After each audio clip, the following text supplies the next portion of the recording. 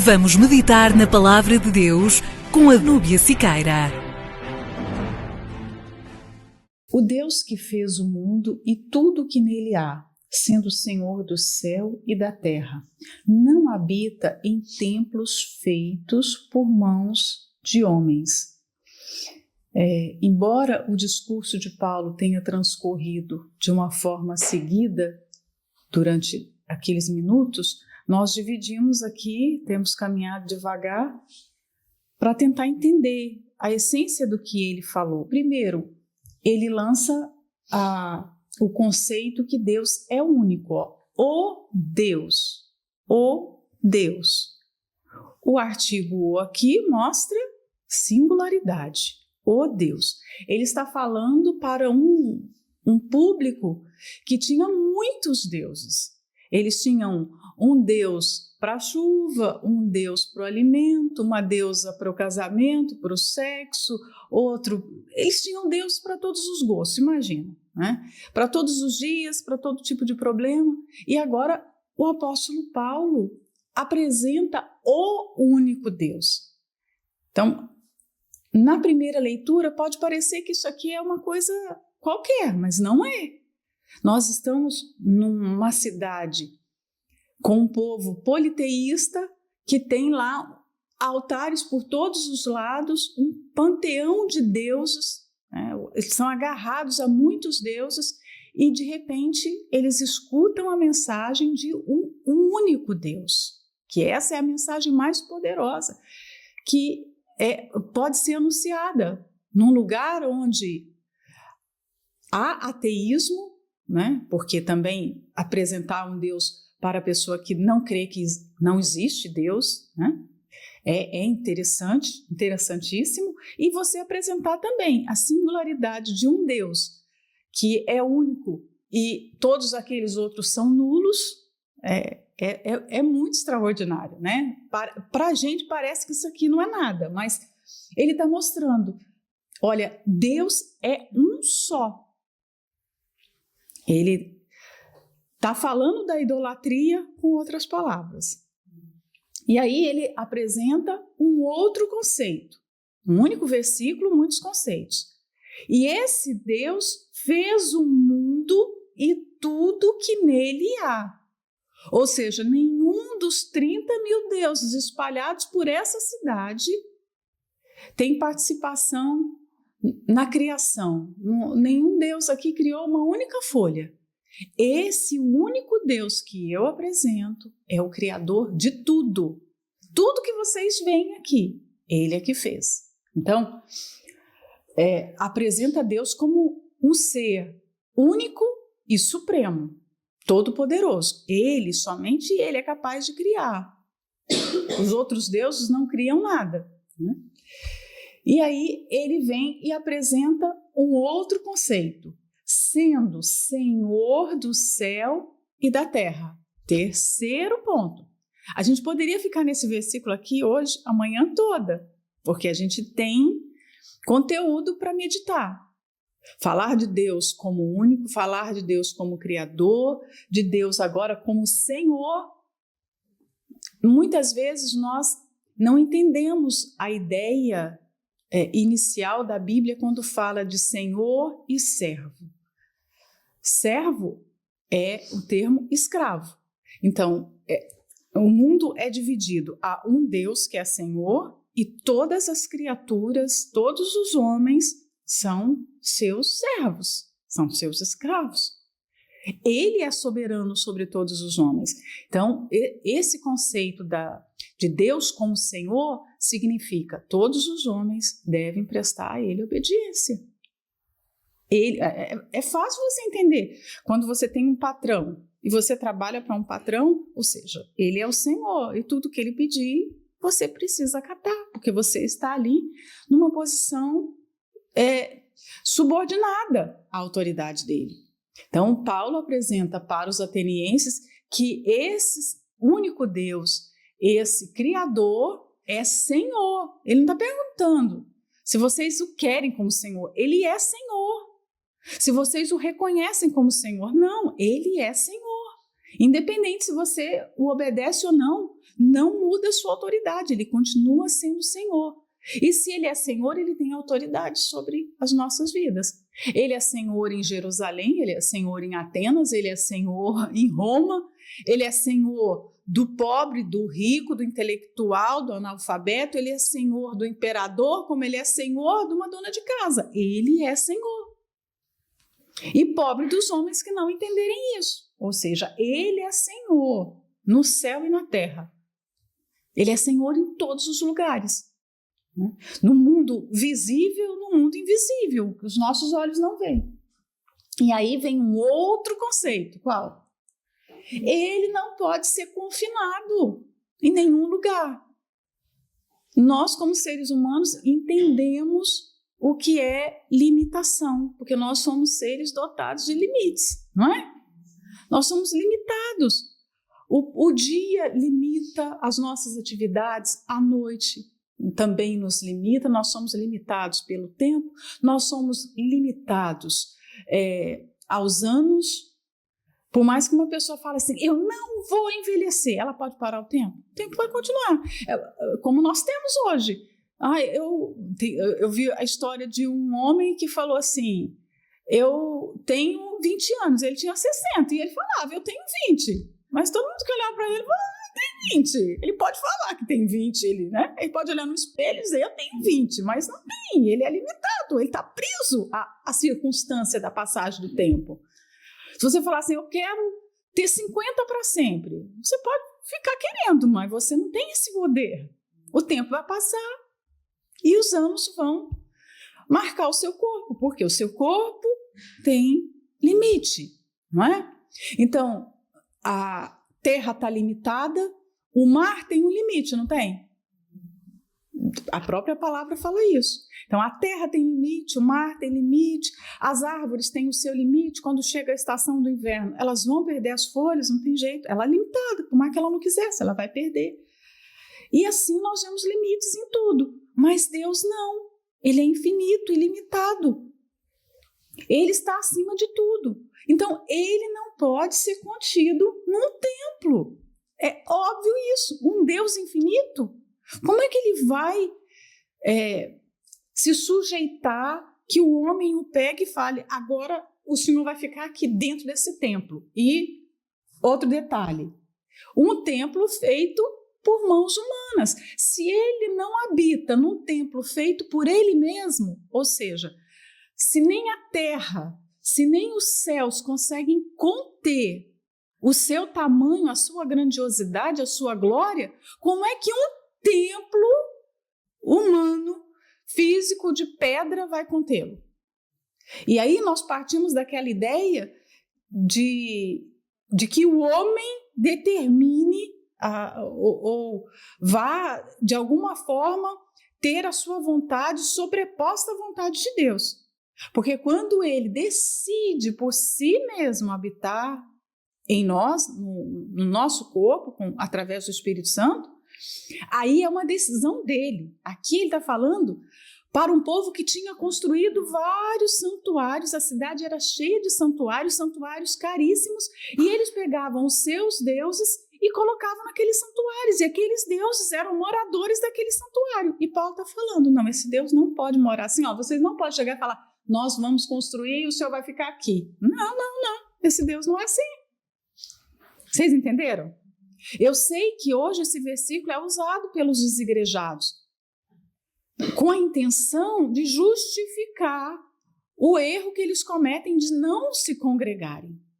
Mas o contexto disso aqui não é esse. Texto fora do contexto é pretexto para se criar uma heresia. O contexto disso aqui é de Paulo pregando a um povo que construía santuários e abrigavam os seus deuses em santuários. E aqueles deuses ficavam confinados ali, eles colocavam aquelas estátuas, por mais que falasse assim, esse é Zeus, esse é o Deus do universo. Os Zeus ficavam ali presos. Ele está falando, não, o Deus que eu creio, que eu apresento para vocês, não é um Deus assim. Vocês jamais poderão fazer uma escultura dele e jamais poderão construir uma casa e falar que ele vai ficar preso ali. Ele é o Todo-Poderoso, o Altíssimo. o Senhor de todo o universo, de tudo que nós conhecemos e imaginamos. Ele jamais vai ficar preso a alguma coisa, né? Então, entender isso para nós hoje é fazer um exercício para tentar, pelo menos, vislumbrar a imensidão da presença de Deus. A preciosidade, o tesouro que é pensar que Ele escolheu habitar em nós, esse Deus que não pode ser contido por nada. E aí Ele escolhe o lugar mais frágil para morar, que é o interior do ser humano. Um ser tão precioso, com uma autoridade tão grande, tão santo, 3 vezes santo, pelos querubins, santo, santo, santo, ele decide morar dentro de nós. Ele decide fazer do homem o seu santuário, a sua morada. Se você pensar assim, se ele habitasse em qualquer coisa da natureza, nós poderíamos dizer, ele é limitado, porque ele pode ser contido. Se ele habitar em qualquer lugar feito por mãos humanas, é como se ele estivesse indo contra até mesmo esse preceito. Ele vai poder ser contido dentro de algo físico, né? E quando fala feito por mãos humanas ou servido por mãos humanas, que é o que vai falar aqui no versículo de baixo, olha só, o 35. Nem tampouco é servido por mãos de homens. Ou seja, esse Deus não precisa de nada. Ele não precisa que o homem adicione alguma coisa ao que ele já é, ao que ele já faz. Ele é autossuficiente ao outro conceito da pregação. Nós servimos, gente, isso é muito importante. Que o Espírito Santo revele ao seu coração a grandiosidade disso aqui. Não tem nada, absolutamente nada, que o homem possa fazer para Deus para suprir uma necessidade dele, porque ele não tem necessidade. Ele é autossuficiente. Nele não há uma única necessidadezinha assim que eu possa chegar e falar, eu vou dar isso para ti. Nós temos necessidades, nós somos seres extremamente necessitados. Nós necessitamos do descanso, nós necessitamos do oxigênio, nós necessitamos da comida, nós necessitamos de família, nós necessitamos de amigos, nós necessitamos de desabafar, de falar, porque nós não conseguimos ficar. Ficar sem falar pode gerar angústia para o ser humano, ele precisa se relacionar. Nós somos seres extremamente necessitados, né? Necessitados de, muitas vezes, parar e respirar, porque a gente está sobrecarregado, né? Então, é como se nós olhássemos para nós e víssemos assim, somos a própria imagem da necessidade. E nós olhássemos para Deus e víssemos, Ele é a perfeição da suficiência, Ele não precisa de nada. E aí, quando você olha para si e pensa assim, eu posso fazer alguma coisa para Deus, é um absurdo, é uma loucura. Como? Um ser limitado, finito, que precisa de vitamina, que precisa se expor ao sol, porque se fica sem sol, morre, se fica sem a vitamina do sol, ele já adoece e morre. Como esse ser pode achar que é capaz de oferecer alguma coisa para Deus? E eu queria entender melhor, né, falando esse versículo com as lentes do versículo de Crônicas, 1 Crônicas 29:14, porque eu creio que todo mundo está pensando nesse versículo que Salomão falou para Deus na consagração do templo, né? Porque quem sou eu e quem é o meu povo para que pudéssemos oferecer voluntariamente coisas semelhantes? Porque tudo vem de ti e do que é teu, tu damos. É isso aqui, exatamente isso aqui. Qualquer coisa que nós venhamos oferecer para Deus veio dele mesmo, não veio de nós. Porque ninguém aqui é capaz de oferecer nada de si mesmo para Deus. Nada. Se nós oferecemos uma oração, um jejum, se nós oferecemos um trabalho na igreja, um atendimento a uma pessoa aflita, o que nós estamos oferecendo veio do próprio Deus, porque a vida vem dele, a capacidade intelectual vem dele, a saúde vem dele, o fôlego que nós temos para respirar veio dele. Então, o que é o desafio? O que é que nós podemos oferecer para Deus que não veio dele? Alguém pode? Tem alguma coisa que você possa fazer para Deus, que você possa se vangloriar, falar assim, não, isso aqui eu estou oferecendo porque é meu mesmo, não veio de Deus. Não tem nada, absolutamente nada. Para mim, é o melhor comentário que nós podemos fazer aqui para entender esse servido por mãos humanas. É a melhor forma de ler esse versículo é através de crônicas, né? Porque nos leva a pensar que de Deus nós somos apenas mordomos. Ou seja, Ele nos colocou nessa terra, colocou todos os recursos na terra, nos deu vida para que nós apenas administrássemos aquilo que é dele.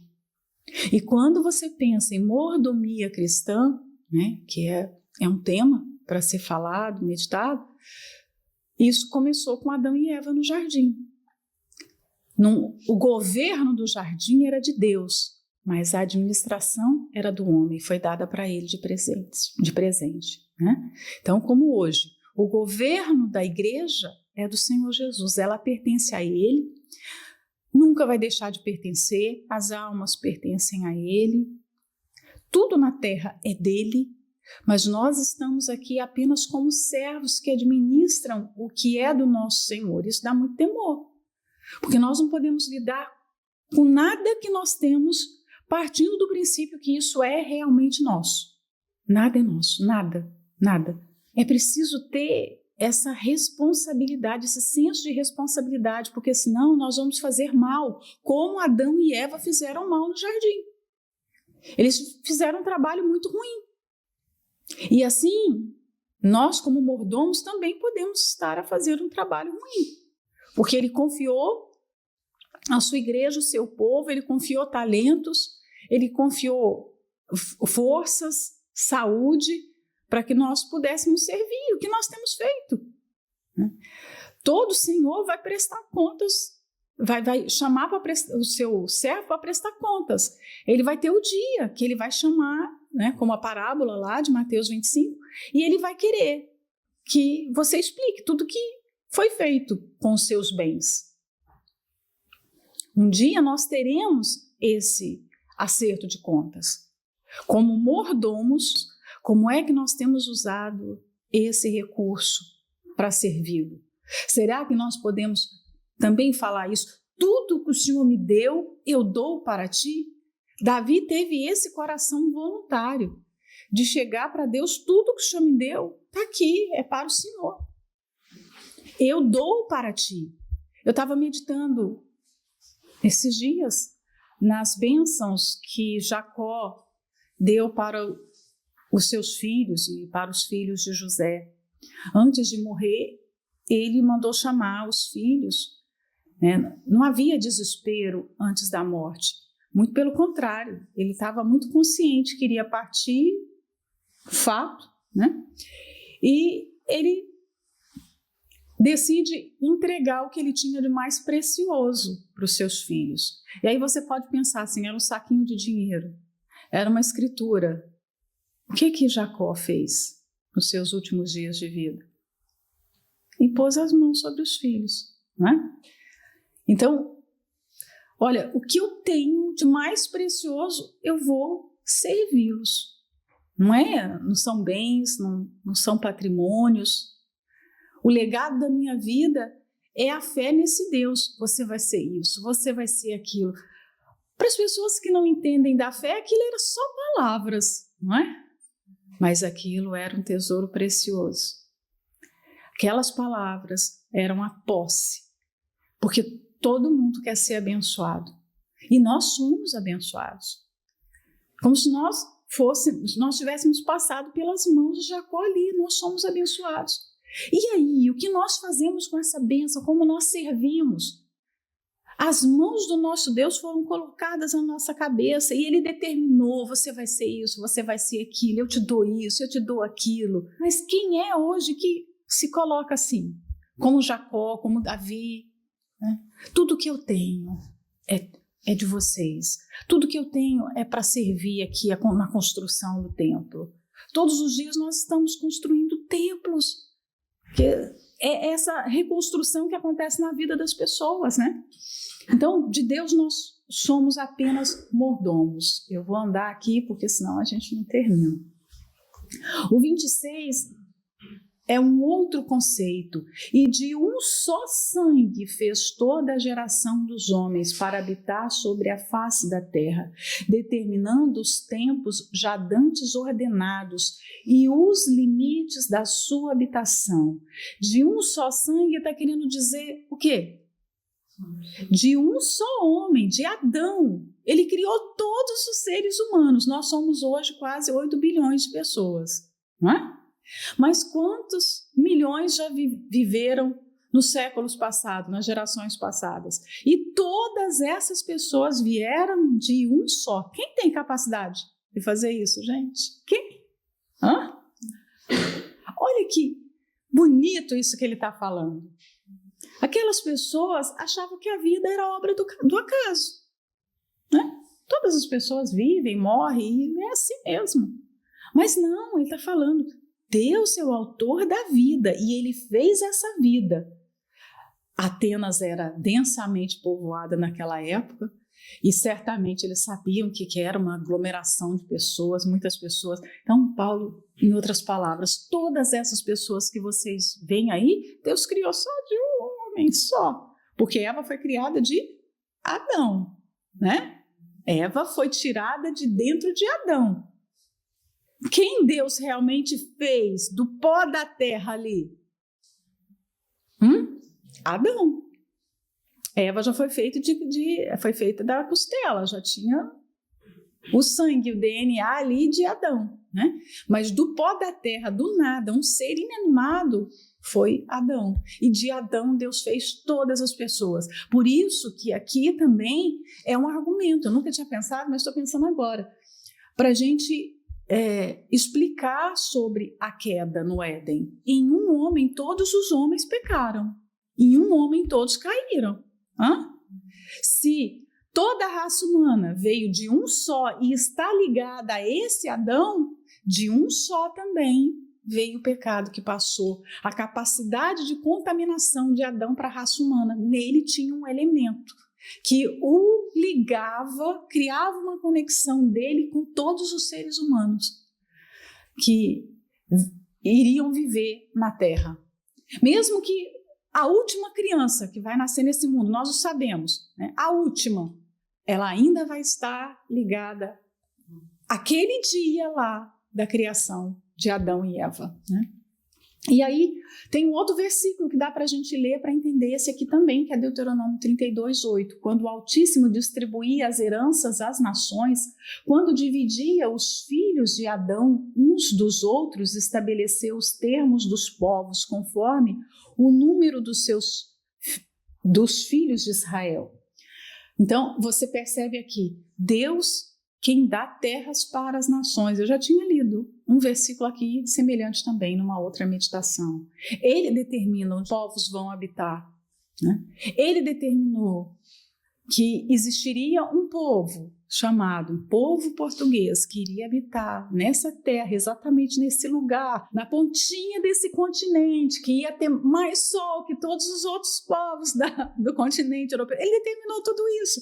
Ele deu essa terra como herança. Todos os povos que já existiram na terra foram criados por Deus. E ele determinou onde cada povo iria viver. Imagina isso, né? Tudo foi um presente de Deus. Quando a gente entende a vida e os tempos dessa forma, nós somos mais agradecidos, nós respondemos melhor aos favores. Porque quando nós entendemos que a vida é um acaso, e E se foi Deus que criou, nada mais do que obrigação dele, dar um lugar para a gente morar, dar comida. Não, não é isso. A vida não é isso. Em outras palavras, vocês não moram aqui, moradores de Atenas, vocês não moram aqui por acaso, né? Deus deu esse lugar, Deus criou vocês para esse tempo. Quando eu olho para os povos do passado, quando eu olho, principalmente nós que estamos estudando a igreja primitiva, e pensamos, né, que tempo maravilhoso, que privilégio viver nos dias dos apóstolos, nos dias de tanto temor, de tantos dons que afloravam no meio do povo, a manifestação de Deus dessa forma, mas Deus nos destinou para viver nesse tempo. Se Ele quisesse que a gente fizesse parte da igreja primitiva, Ele teria nos colocado, porque para Ele é a coisa mais simples, Ele teria nos colocado na igreja primitiva, não é? Ele teria. E nós iríamos usar aquelas roupas, aquelas túnicas, a gente iria andar de sandálias, não é? Nós não teríamos telemóvel. Né? Quando você reclama, puxa, meu Deus, que chatice esse negócio de WhatsApp, mas Deus nos fez no tempo do WhatsApp. Pronto. Ele nos fez para viver no tempo dos computadores, para viver no tempo dos aviões. Ele nos criou para essa época aqui. É isso que está falando. Ele determinou os tempos. Nós vivemos no tempo que Deus estabeleceu. Não podemos reclamar. Eu não posso pensar, porque o tempo da minha avó era melhor. Porque o tempo... Não, nada de nostalgia. Deus nos fez para essa época. Somos suas trombetas, seus atalaias para esse tempo. Vamos ter inteligência e sabedoria para viver nos nossos dias, tirando o que é bom e o que é ruim. Nós temos muitas coisas boas que os povos do passado não tinham, não é? E eu me apego a essas coisas boas. Está escrito que nos últimos tempos virá um avivamento, um derramamento do Espírito Santo muito maior do que aconteceu nos dias de Pentecostes. Está escrito que vai acontecer um avivamento em Israel, que os judeus, leia Romanos 10, Romanos 11, que vai acontecer um despertamento em Israel como nunca aconteceu em todos os tempos. Isso pode estar para acontecer a qualquer momento nos nossos dias. E aí? Quantas coisas boas nós temos para presenciar? O melhor vinho não é para o final da festa? Ei, o melhor vinho é para o final da festa. Não foi isso que Jesus fez no casamento?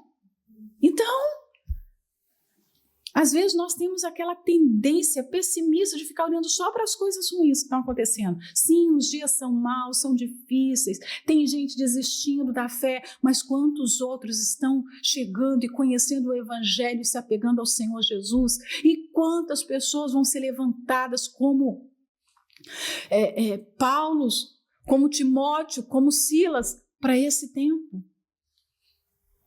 Elas estão aí. Nós temos que ter esses olhos para enxergar. Não ter uma visão, sabe, daquele desenho animado, dia, azar, né? Lembra de um desenho animado assim? Tem cristão que é assim. Tudo é ruim, nada presta. Deus tem se movido no nosso meio, o Senhor Jesus tem feito coisas maravilhosas. Veja os testemunhos. Os testemunhos de hoje são muito maiores que os testemunhos que nós vimos antes. Quem tem muitos anos na igreja aqui, os testemunhos, concorda comigo? Os testemunhos que nós temos ouvido hoje não são muito mais fortes, gente? Muito mais fortes. A criança, como eu ouvi, a esposa contou que a criança ouvindo o Unifé, viu o testemunho e falou com a mãe ou com a avó, não sei, vamos lá, tem jeito para a sua depressão, olha só o testemunho. A pessoa está falando ali que foi curada, vamos lá, e todo dia, vamos lá, eu vou com a senhora. Imagina isso. Então o Espírito Santo tem trabalhado. Deus determinou esse tempo. Nós somos seus servos para esse tempo, né? Vamos para o 27. Para que buscassem ao Senhor, se porventura tateando pudessem achar, ainda que não está longe de cada um de nós. Para mim, esse é um dos versículos mais bonitos da Bíblia. É um versículo precioso. As pessoas estão porque no fundo é o que está lá em Amós, eu acho que é Amós 8:11, que virá dias em que os homens terão fome, mas não de pão, sede, mas não de água, mas da palavra de Deus. Paulo percebeu essa necessidade nos atenienses, em todas as cidades que ele viajou e pregou, essa busca incessante pela verdade, e nós vemos isso nos nossos dias. O homem continua com essa grande necessidade pulsando, latejando dentro de si. Por que eu existo? Por que a vida termina? O que vem após a morte? Por que isso é assim? Por que isso é daquele jeito? Essa é a busca pela verdade. O ser humano tem essa necessidade. É o vazio que há na alma, que é falado há séculos, né? E a gente repete porque é uma verdade. É o vazio que só pode ser preenchido por Deus. É o vazio que tem o tamanho de Deus. Então é um vazio tão grande, tão imenso, que o consumo não preenche, as vaidades, os relacionamentos, o dinheiro, o título acadêmico, porque é um buraco do tamanho de Deus. Você pode colocar, não sei se vocês já viram, um buraco imenso que você vai colocando alguma coisa para preencher, mas nada preenche. Então, assim é na alma do homem. Só quando Deus entra que o vazio acaba. Então as pessoas passam uma vida inteira tentando preencher o buraco. E aí ele fala que as pessoas tateiam. Imagina isso, elas estão na escuridão tentando achar Deus. Conseguem ver essa cena? As pessoas ali, olha, elas estão assim. Vamos olhar para a cidade onde nós moramos, vendo um povo assim. E nós somos seres privilegiados, porque nós temos essa luz. E nós podemos puxar pela mão e falar assim, olha aqui, olha Deus. É isso que Paulo está falando. Ele está no Areópago, um lugar de maior cultura, de nível filosófico, de saber, de senso de justiça humano. Eles estão ali com pessoas dotadas de autoridade, de sabedoria, mas elas estavam tateando no escuro. Elas não tinham encontrado Deus. Por isso que ele falou do Deus desconhecido. Nós estamos hoje no meio de cidades que também têm esse altar. Onde você está hoje tem um altar ao Deus desconhecido. Às vezes dentro da própria igreja que a gente está tem um altar do Deus desconhecido, porque as pessoas estão ali e não conhecem a Deus ainda. Né? Como eu disse, às vezes dentro da nossa própria vida pode ter um altar ao Deus desconhecido. Quem é que não conhece a Deus? Quem vive no pecado. Porque quem peca nunca conheceu a Deus. João fala na sua epístola. Quem vive no pecado nunca conheceu a Deus. Então é um Deus desconhecido. Quem vive apoiado na sua sabedoria também nunca conheceu a Deus. Ela tem um altar para o Deus desconhecido. Quem vive para si mesmo está vivendo com um altar ao Deus desconhecido, está tateando também. Às vezes nós vemos pessoas que estão até servindo, pensando que estão servindo a Deus, mas estão tateando no escuro. Ainda não encontraram. Mas olha que maravilhoso que está no final dessa frase. Mas esse Deus não está longe de cada um de nós. Aqueles deuses que os atenienses adoravam eram seres distantes, primeiro porque eles não existiam, de verdade, então, não é? Por mais que as pessoas fizessem um esforço intelectual muito grande, um esforço de fé muito grande para adorar, para tentar trazer aquilo para a vida prática, aquilo era apenas uma estátua. Mas o Deus que o apóstolo Paulo estava apresentando para eles era um Deus totalmente próximo do homem. Não era um Deus para viver como um desconhecido, era um Deus revelado, revelado no seu próprio corpo humano, revelado na criação, um Deus que está tão perto, ao ponto de desejar habitar dentro do ser humano. Por isso que eu falo, isso aqui é um dos versículos mais lindos da Bíblia. Né? Qualquer pessoa que buscar por esse Deus, ela vai conseguir achar. Ela pode buscar pelo presidente, ela não vai achar, porque o presidente não vai querer falar com ela. Mas se ela buscar por Deus, ela vai encontrá-lo. Já pensou? Deus está à distância do ser humano, à distância de uma oração, de um pensamento. É só ela pensar nele que ele vem imediatamente para perto dela. Que maravilhoso!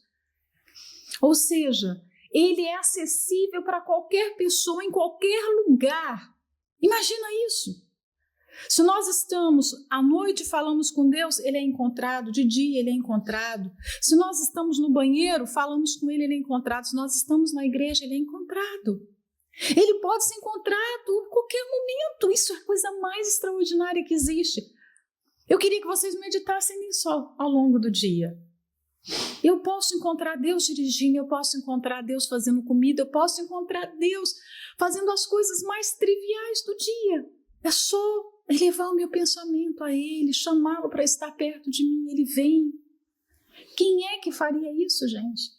Nem as pessoas que mais nos amam. A sua mãe, quem tem mãe ainda, eu não tenho dúvida do amor da sua mãe, das nossas mães. Nossas mães nos amam. Mas você pensa na sua mãe, ela pode estar junto de você agora? Não pode. Ela está lá, separada, talvez num outro país, num outro continente. Não pode. Ela ama, mas não pode. Ela é limitada. Ela ama e não pode fazer tudo o que nós precisamos, não é? Mas Deus não.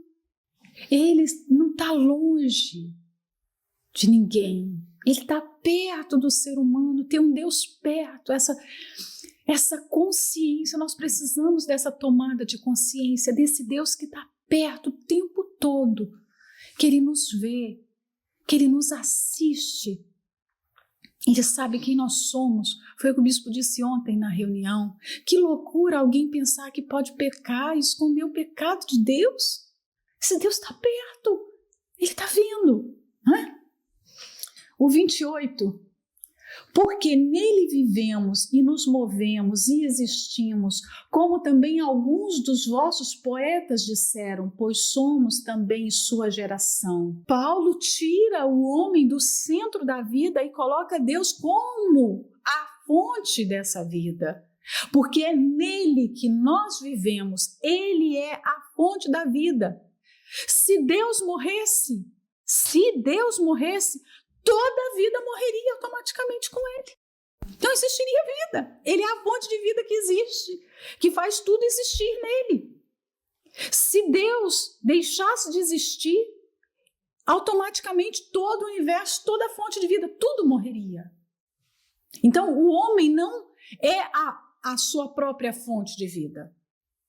Por isso que nós entendemos que quando o Senhor Jesus morreu aquele Deus homem que se fez homem, porque o Deus, com a natureza divina, ele não pode morrer. Ele é imortal. Então, Jesus conjugou na sua vinda nesse mundo duas naturezas, a natureza humana e a natureza divina. A sua natureza humana teve um cadáver dentro do túmulo, mas o Deus imortal, o Deus vivo, esse Deus Espírito não pode morrer, porque nele tudo subsiste, ele é o sustentador de tudo, por isso só ele pode ser a fonte de vida para o homem. Se nós, em algum momento, acharmos que nós temos condições de nos manter, esse é o grande pecado do ser humano. E Jesus disse, sem mim nada podeis fazer, não pode mesmo. Nós precisamos nos dar conta dessa realidade, porque se a gente pensar, em algum momento, eu posso dirigir esse carro, eu posso fazer essa comida, eu posso isso, eu posso aquilo. Não, nós não podemos. Ele pode cortar o nosso fôlego de vida a qualquer momento, a vida depende dele. Então, Paulo usa para a gente, esse pensamento é desconhecido, mas para aquele povo daquele tempo, não. Ele cita, e também alguns dos vossos poetas, ele cita mais 2 poetas aqui, que eu não me lembro o nome, que eles falavam, nós somos essa geração, a geração dos deuses. Já se falava do empoderamento naquela época de uma outra forma, né? Ele está falando, não, nós somos geração de um Deus, de um único Deus. Nós pertencemos a Ele. né? Então, eu queria pensar nesse versículo aqui, entendendo um pouquinho sobre o envelhecimento. Às vezes, quando nós somos jovens, não temos dores, não temos tantas debilidades, né? Parece que a gente é autossuficiente porque nós podemos tudo. E aí você pensa, sim, em Deus eu vivo, em Deus eu me movo, porque Ele é a fonte, então por isso que eu sou forte. Mas e aí, quando a força começa a declinar? E aí você já não está se movendo com tanta rapidez, com tanta facilidade. Você vai se levantar da cadeira, às vezes o quadril dói, o joelho dói. Você vê alguém correndo para pegar o autocarro e você não consegue correr, você vai perder o autocarro, porque não consigo correr. E aí? Mas está escrito que nele vivemos e nele nos movemos e nele existimos. Senhor, eu estou vendo a minha vida se exaurir em força, né? Por que não dizer definhar? Porque vai chegar e todos nós estamos caminhando para lá. Todos nós. Vai chegar o momento que as nossas forças vão ficar bem pequeninas, bem fraquinhas. Não pensa que agora a coisa vai ficar cada dia melhor. Não, é cada dia pior, não é? Eu, pelo menos, olho para mim assim. Se hoje eu tenho isso, amanhã vai ser um pouquinho pior do que isso. E o ano que vem um pouco pior, não é?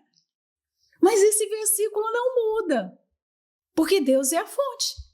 Por menos força que eu tenho, Ele continua sendo a fonte, porque vida para Ele não é só essa vida. Ele não é a fonte só desse corpo aqui físico. Ele é a fonte da nossa existência. Então, a vida nesse mundo é curta e limitada, mas Deus continua a ser a fonte de vida. E eu pensei numa outra coisa que eu não posso nem falar, porque eu tenho que digerir para entender isso que eu pensei aqui agora, tão profundo que é.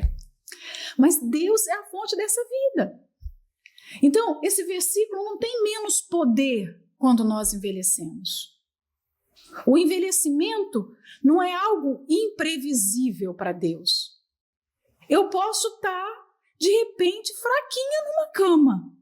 E eu posso falar esse versículo e confessá-lo com todas as minhas forças, porque nele eu existo, nele eu me movo, nele eu vivo e vou continuar a viver. Não é forte isso? Então Deus não deixa de ser soberano porque eu fiz 80 anos e estou fraquinha. Deus não deixa de ser soberano porque eu estou doente e agora estou assim debilitada. Esse versículo continua sendo tão forte, tão poderoso, como quando eu tinha 20 anos, 25 anos, 30 anos. Ele é o mesmo, não mudou, né? Então, a nossa vida, ela está enraizada numa fonte muito segura. E essa fonte é Deus. Normalmente as pessoas olham para a vida e pensam assim, a vida é muito frágil. A vida nesse mundo é muito frágil. A vida nesse corpo é muito frágil. Porque a alma já não foi criada com essa fragilidade, não é? A vida aqui parece uma chamazinha, tão frágilzinha. Se não come, morre. Se não bebe água, morre. Se não toma sol, morre. Mas a vida realmente é a alma. O corpo é apenas um instrumento para esses poucos anos aqui. Porque vida, quando Deus fala de vida, Ele está falando de alma. Não é corpo.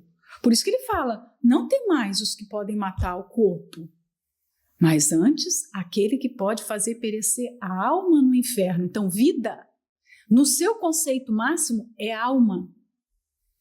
Nada muda quando nós vamos perdendo as nossas forças físicas. Faz parte da vida isso.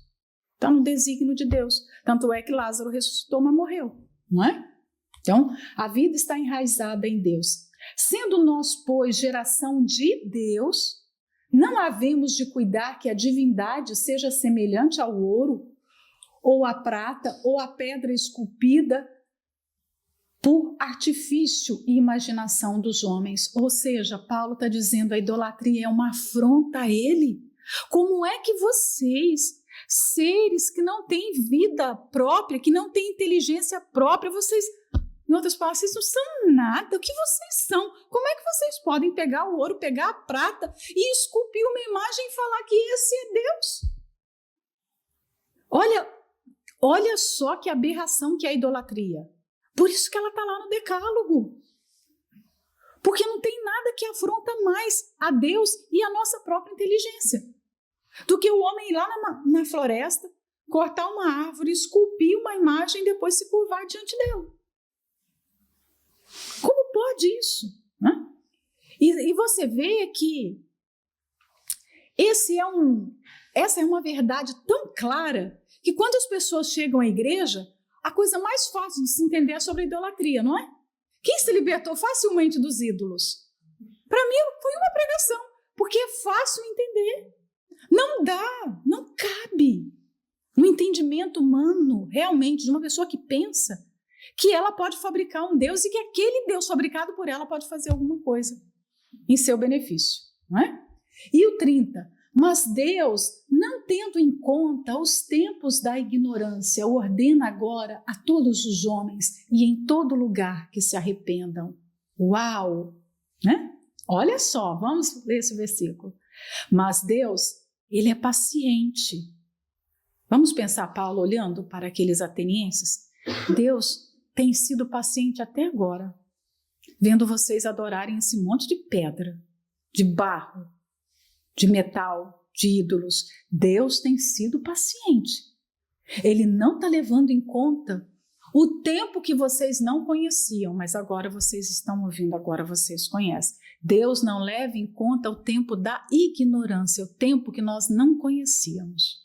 Deus foi paciente conosco e nos deu oportunidade, deu um tempo para que nós nos convertêssemos. Mas essa paciência tem um fim. Essa paciência tem um limite, porque a partir do momento que entra o conhecimento da verdade, essa pessoa tem que responder a essa verdade. E aí vem a parte forte desse versículo. Ele convida a todos os homens para o arrependimento. É isso que está escrito? Leiam aí. O que ele faz, gente? É um convite? Ele ordena. Por quê? Vamos lembrar que Paulo falou que ele era Senhor. O Senhor tem capacidade de ordenar, ele tem poder para ordenar. Então Deus ordena, e ele ordena que você faça isso daqui a um ano, que você faça isso amanhã. Ele ordena quando? Agora. Ele ordena agora. Para alguns homens, todos os homens, eu, você, todos nós, todos os dias precisamos nos arrepender. Todos nós, todos os dias, precisamos nos curvar diante dele. Esses dias eu estava meditando sobre algumas religiões do mundo e alguns comportamentos das pessoas que praticam essas religiões. O quanto elas têm o hábito de se ajoelharem diante do Deus que elas creem. Você vê que algumas pessoas têm oratório em casa e elas vão lá todos os dias e se dobram e se ajoelham. Você vê grandes religiões no mundo que a oração é feita só de joelhos. Não é feita de outra maneira, só de joelhos. E eles se ajoelham em qualquer lugar. Experimenta, vocês que moram aí na Bélgica, na Alemanha, em outros países, você vai ver que de repente dá meio-dia ou dá 6 horas da tarde, eles podem estar fazendo o que for. Pode ter um comércio, que ele fecha o comércio, bota o tapete e ele se ajoelha. E ele está se ajoelhando diante do Deus dele. Ele não está se ajoelhando diante do Senhor Jesus. E eu estava pensando nisso, né? Eu estava olhando um templo e a disposição de tudo dentro do templo, porque tem que ter espaço, porque aqui as pessoas só oram de joelhos. Ou às vezes elas até se deitam. E eu falei, meu Deus, como nós erramos, como nós falhamos em não nos ajoelharmos diariamente para o Senhor. Qual foi a última vez que você dobrou os seus joelhos para o Senhor Jesus? Porque quando nós dobramos os joelhos, só a nossa posição já está dizendo o quê? Ele é Senhor, eu não sou nada, eu me curvo aqui. Às vezes nós oramos deitados, nós oramos de pé, mas está escrito que um dia todo joelho se dobrará. Eu quero dobrar os meus joelhos hoje, agora, todos os dias, o máximo que eu puder. Eu já quero me curvar diante dele, não só curvar os meus joelhos físicos, mas curvar a minha alma diante dele. Porque é esse Deus que ordena a todos os homens o quê? E em todo lugar. Ele ordena agora a todos os homens e em todo lugar. Ele ordena o quê? Que se arrependam. Então, é uma oração que nós precisamos fazer todos os dias, de humilhação, de arrependimento, de submissão, de quebrantamento, né? De nos curvar mesmo diante dele. Porquanto tem determinado um dia em que com justiça há de julgar o mundo por meio do homem que destinou. E disso deu certeza a todos, ressuscitando-o dentre os mortos. Gente, é tão forte essa mensagem de Paulo, que eu estou tentando andar rápido, mas é difícil. Ele fala aqui que tem um dia determinado. Deus criou o homem, ele criou a terra, criou tudo que nós vemos, criou o homem e já criou, lá naquele tempo, ele já determinou o dia do juízo, do acerto de contas. Pode parecer que é muito demorado para a gente, né? Mas Deus, ele não vive nessa dimensão de meses, anos, séculos. Ele já estabeleceu um dia que vai ser o dia do juízo. Por isso que Paulo está falando aqui. Olha como é importante meditar nessa pregação. Porque é uma escalada. Ele vai crescendo no conceito, no entendimento. E agora ele chega. Por que é que as pessoas precisam se arrepender? Porque todos os seres humanos estão em rota de colisão com esse Deus. Você um dia vai se encontrar com ele. Ele já marcou o dia. Você pode não saber, mas ele sabe. Ele já marcou o dia. E vai ter o dia do acerto de contas. Ele fala aqui, o dia em que com justiça há de julgar o mundo. E ele vai julgar através de quem? Por meio do homem que destinou. Quem é esse homem? O Senhor Jesus. Ele vai julgar todos os homens através do Senhor Jesus. Né? Há um peso aqui, há um peso enorme desse dia. Paulo fala, ele primeiro apresenta o Senhor Jesus, ele apresenta Deus como Criador, como Senhor, papapá, está tudo maravilhoso. Agora está vindo um peso, não é? Toda a pregação termina nisso. O que é que vocês vão fazer com Jesus? É o mesmo que Pilatos falou para aquela multidão. O que eu faço com ele? Ah, tá, Barrabás eu vou soltar, mas o que eu faço com Jesus? Essa pergunta é feita para a gente todos os dias. O que você vai fazer com Jesus? O que você vai fazer com a palavra de Jesus? O que você vai fazer com os favores que Jesus te deu? Todos os dias a gente está diante disso. Então Paulo está afunilando a pregação agora. Vai ter um dia do juízo e vocês vão se encontrar com ele, todos os homens vão se encontrar. Ninguém vai poder fugir desse dia. E a gente sabe que nesse dia o céu, a terra, os montes vão fugir de tão assustador que vai ser esse dia. E ele deu certeza que esse dia vai acontecer. Olha isso. Quando ele ressuscitou Jesus, quando ele fez o corpo de Jesus ter vida novamente, ele o ressuscitou e o levou para o céu, era a prova, a certeza que nós tínhamos. Esse dia vai acontecer, né? E na próxima a gente vai entrar em Corinto. Um beijo para todo mundo, tá?